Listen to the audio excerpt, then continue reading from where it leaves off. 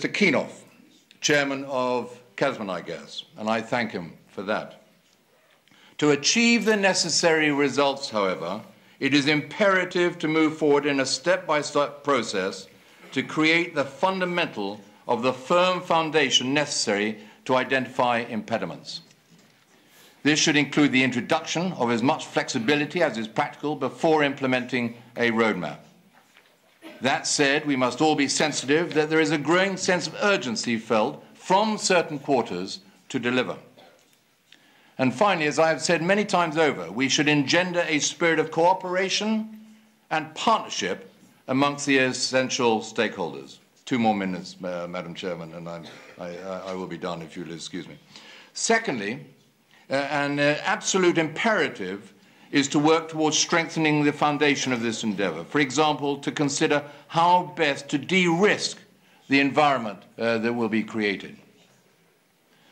Thirdly, having strengthened the foundation should follow a carefully coordinated programme of niche matchmaking between suitable foreign partners who can offer capacity and technology. I've proposed that a core team be created to follow this through to full implementation. I do have an idea that I have not floated, so please forgive me if it is not so plausible. But I'm wondering whether to propose identifying, say, 20 or so factory facilities and ring-fencing them with a view to making them world-class manufacturers. Ladies and gentlemen, the first step in the overall initiative has been taken by the chairman of Kazman, Mr. Keenoff, and associate organizations agreeing to attend a discussion with members of the international oil and gas community, government representatives, and specialist technical advisors on the 19th of June in London, this to discuss the impediments and, where necessary, to seek solutions. I will be presenting information of 20 or so factories which stand ready for detailed discussion with joint venture partners. The domain kazindustry.com has been reserved for this purpose, and I'm delighted to report that already a number of the oil and gas majors have indicated their presence.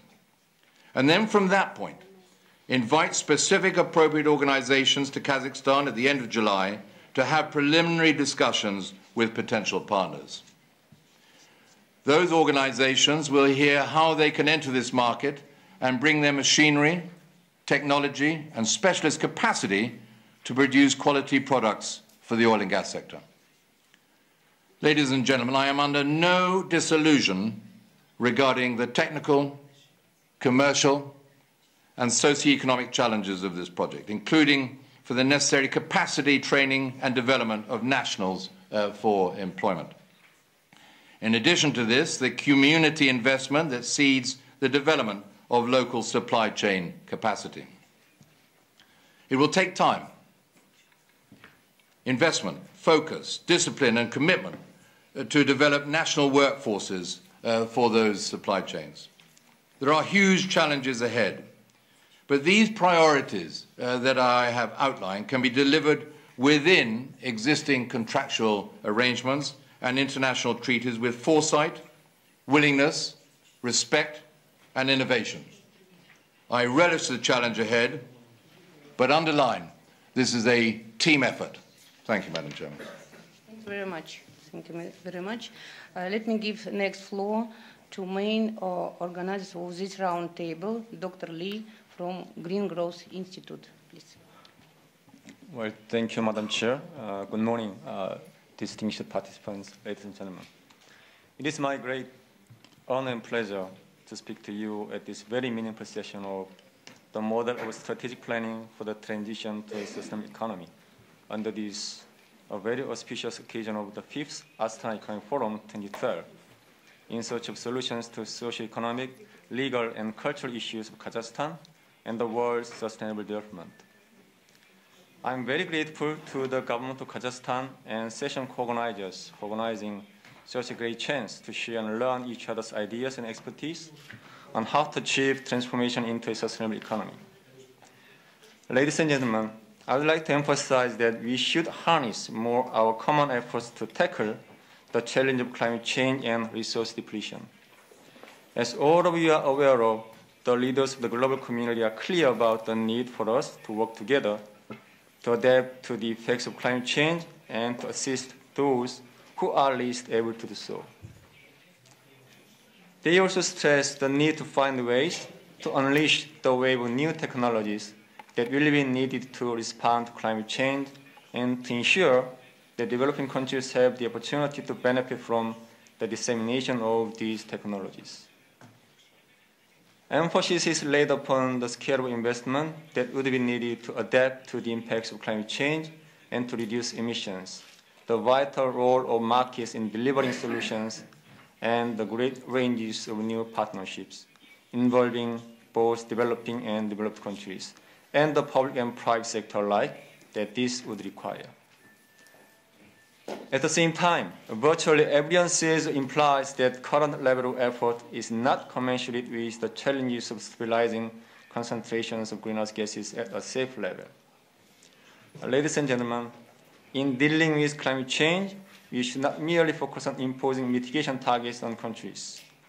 Rather, we should focus on addressing the root cause of climate change. I believe that one way of tackling climate change is to endogenize it as a domestic variable in the national growth planning equation.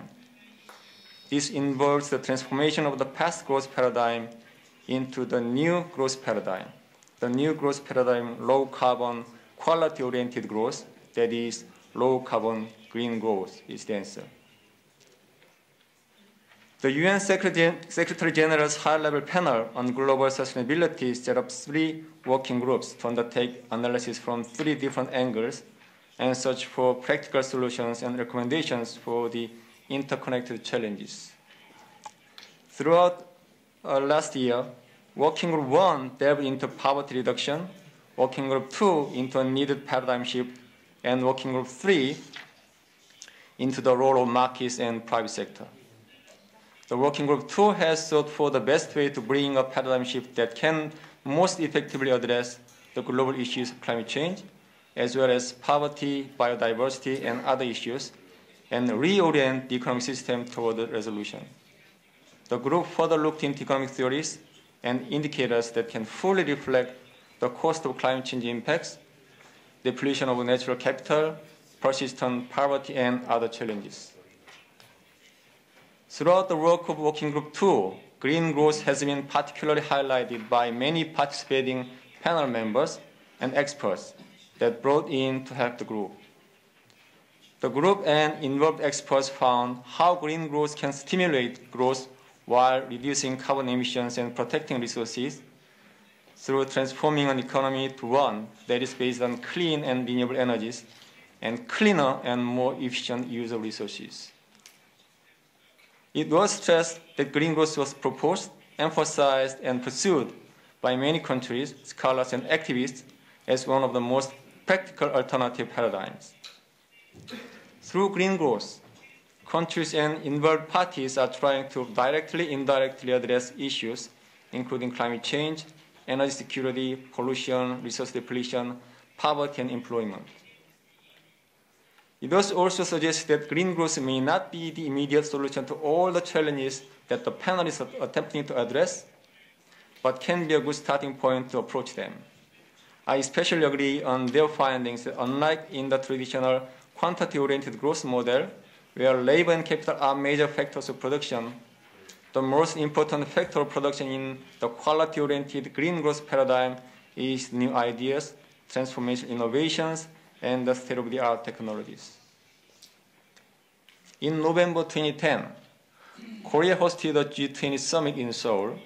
It is very encouraging to note that the G20 leaders discussed the issue of climate change and supported green growth policies that promote environmentally sustainable growth along with employment creation while ensuring energy access for the poor. They also agreed that it is a strategy of quality development, enabling countries to leapfrog all technologies in many sectors, including through the use of energy efficiency and clean technologies. Distinguished participants, to promote green growth in Korea, the Presidential Committee on Green Growth was established in 2009, and the National Strategy for Green Growth and the 5-year plan for green growth were adopted. The National Assembly also passed the framework law on low carbon green growth, which entered into force in April 2010, the first of its kind in the world. The main agents at the center of all public policies are government officials at central as well as local levels. Furthermore, at the UNFCCC's COP15 in Copenhagen, Denmark, December 2009, the Korean President Lee Myung-bak proclaimed that Korea intended to create a global institution headquartered in Seoul in order to promote green growth worldwide. Following this proclamation, the Global Green Growth Institute, for which I'm working, also known as GGGI, was officially launched in Seoul in June 2010. GGGI is actively involved in developing the theoretical foundation of green growth and in sharing and transferring knowledge and expertise to the developing countries. In less than 2 years now, it has become a multi-donor organization funded by the government of Korea, United Arab Emirates, Denmark, Australia, Japan, Germany, and multilateral development banks such as the BRD. Other countries such as Qatar, Norway, and the UK showed interest in becoming new donors to GGGI. With the support by like-minded countries, both from developing and developed countries, the organization is now in the process of transforming it into an international organization.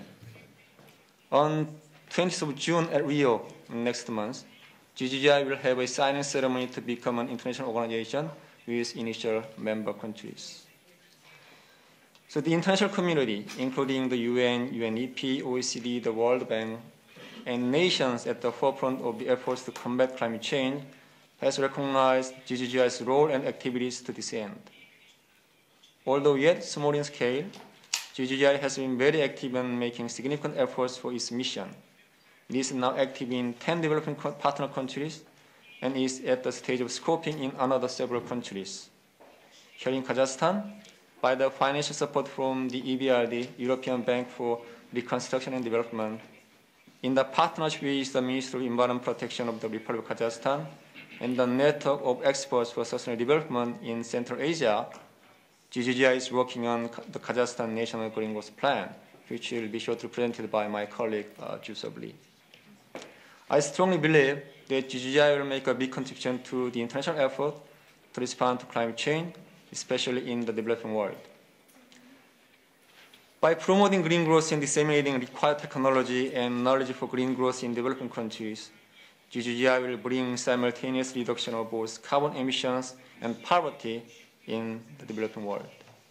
Ladies and gentlemen, as we are well aware of, immediate international cooperation and global governance from both developing and developed worlds are critical in reaching to climate change, in reacting to climate change. My experience with the international society tells that most of countries are willing to and gathering to fight against climate change. And many are already looking into and committing themselves to green growth to win fight. Green growth will not only reduce carbon emissions to efficiently react to climate change, but also create green jobs to effectively alleviate poverty in developing countries. Thus, I sincerely trust that the more countries pursue